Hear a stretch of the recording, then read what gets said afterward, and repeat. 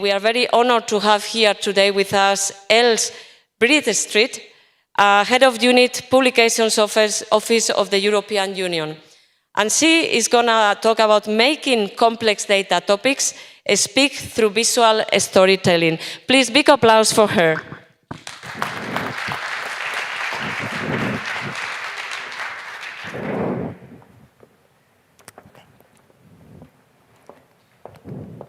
So, good morning, everyone. Also, on my behalf, on Spanish time, I'm Els, and in practice, I'm working on data.europa.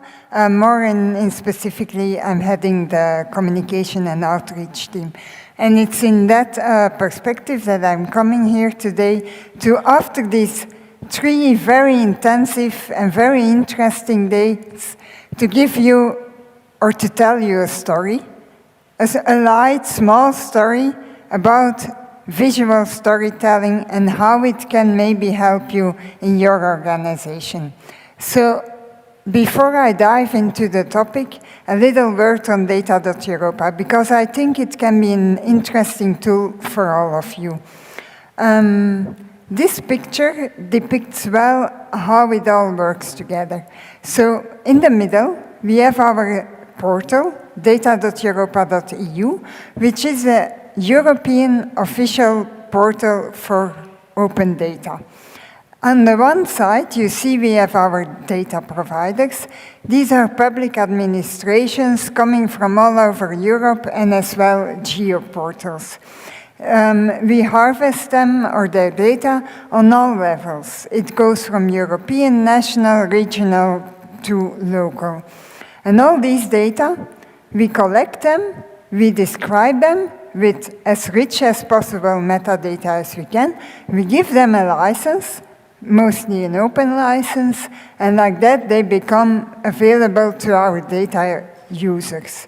And as you see on the picture, that's a wide variety. There are developers, researchers, journalists. It can be you and me. And we can do all kinds of things with these data. We can write fact-based articles, we can use it for our PhD, we can create maybe a value-adding app out of it. And all that information, we always invite our data users to share this back with us, so we can share it on the portal to inspire others. Also, if anyone has feedback, we always invite them to send it to us, and this again we feed to the data providers to, like that, try to make the portal ever better. And all these data you can just simply find on the portal. This is not rocket science. We have for the moment being over 1.6 million data sets coming from 179 data providers. You can find these data just by navigating or by using the search and filtering options. Maybe also good to know, being here in Spain, it's not all in English. It's not for everyone so easy to speak English, to understand English. This is why we make our website in 24 languages, the 24 official languages of the European Union. All our metadata are translated, and for all the rest, we provide European Commission-made machine translation. We don't only share data, but also some information around data. This is news, our monthly newsletter. We have a calendar of events where we also published this forum. We commission studies, we publish the reports coming out of them, and last but not least, we regularly write and publish stories. Data stories, and I will tell you a little bit more about those later. And then, what we also have, and this is one of our flagship projects, is the Data.Europa Academy.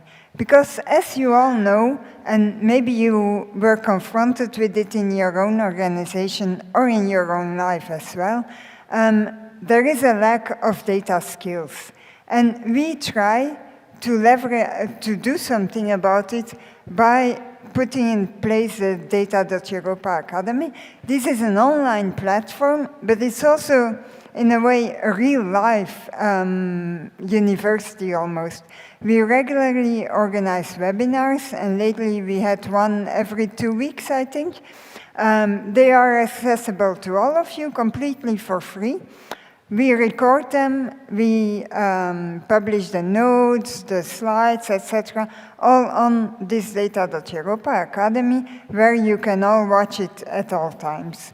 I invite you all to check it out. We had, for example, a very successful series on data spaces. It was one of the most popular ever, so the work you do generates a lot of interest.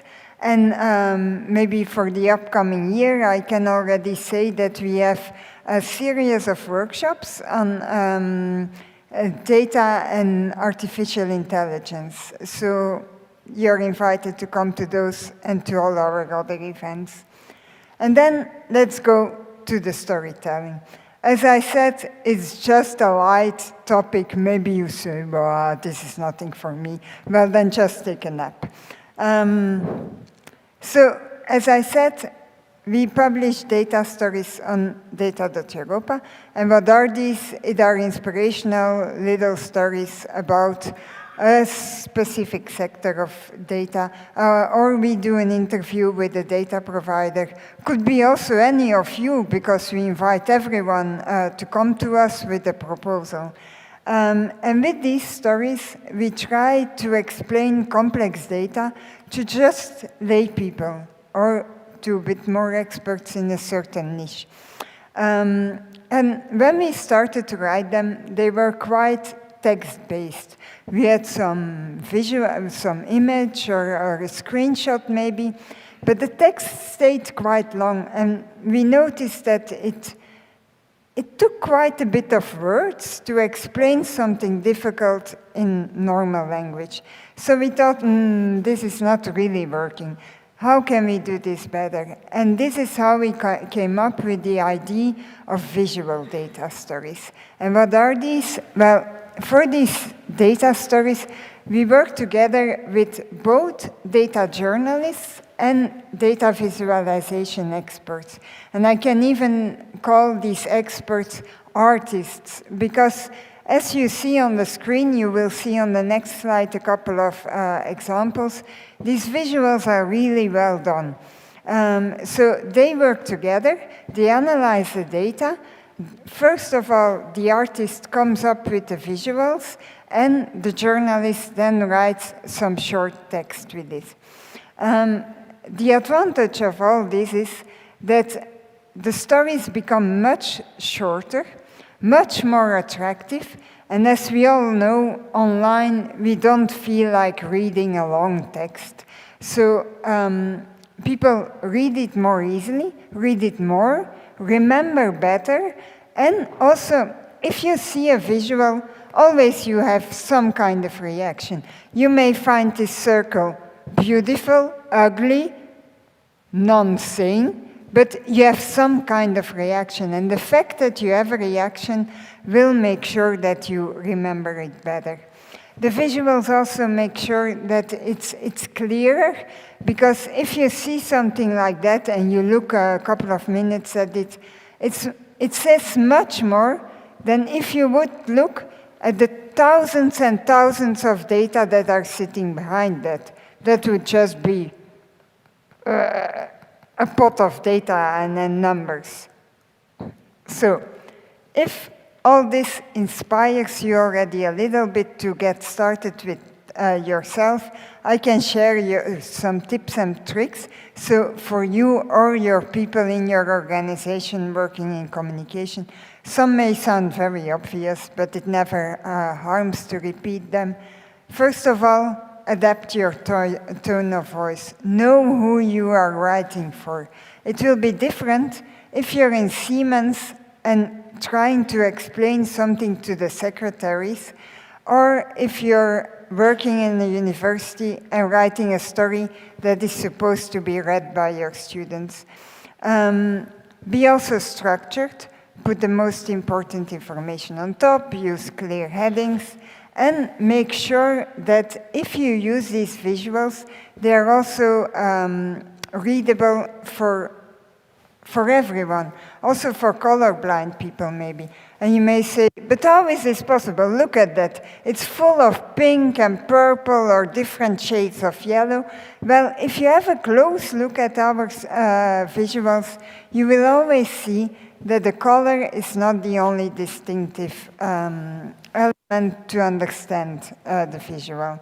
And also make sure to put a legend. It may sound obvious, but otherwise you base your story on data, but people will interpret it the way they want.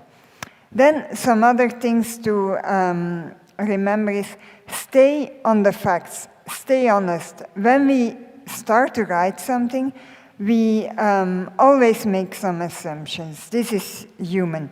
And maybe when you analyze the data, something completely different will come out. With data, you can prove everything. We all know this. But don't get tempted to twist the story. Just tell what the data say and let the people decide. Also, these stories, in a way, I can recommend all of you to do a little test with your data, to try to visualize it. And if there is something wrong with the quality or with the quality of the metadata, it will come out. Bubbles will pop up where they don't have to pop up, and you will see, this is not going well. So it's a good quality checking tool on top. And then also, be always consistent. If you work with two people together on something, don't work next to each other, work with each other.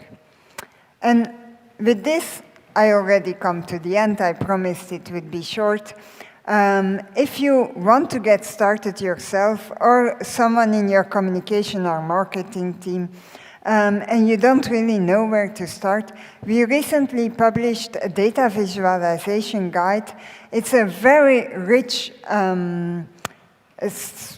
textbook almost, but very visual also.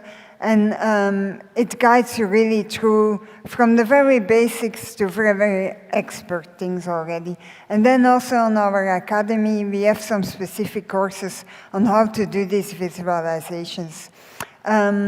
If ever you or a colleague or friend of yours start to do such a story, please share it with us. We will publish it with a lot of pleasure. And like that, it can come next to our stories that we have already on different data spaces, on artificial intelligence and open data, etc. Also, if back at home or later today you have a look at the portal and you have some feedback or an idea to improve it, please get in touch. You have all our contact details here.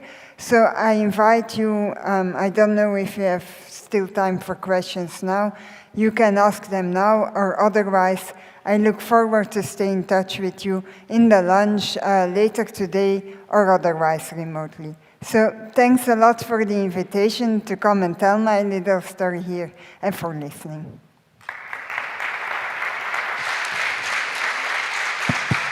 Okay, thanks a lot, Els, for your inspiring words and presentation.